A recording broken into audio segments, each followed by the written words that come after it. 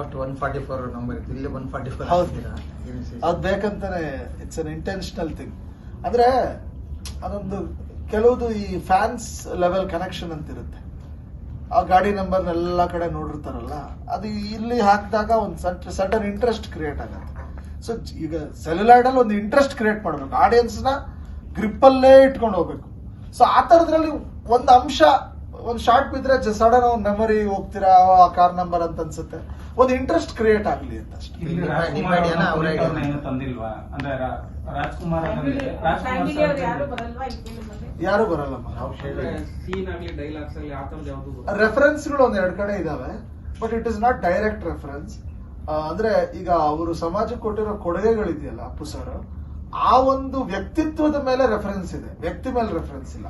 ಆ ವ್ಯಕ್ತಿತ್ವದ ರೆಫರೆನ್ಸ್ ಒಂದ್ ಎರಡು ಕಡೆ ಬರುತ್ತೆ, ಬಟ್ ಅವ್ರನ್ನ ಎಲ್ಲೂ ಯಾರನ್ನೂ ನಾವು ತೆರೆ ಮೇಲೆ ತಂದಿಲ್ಲ.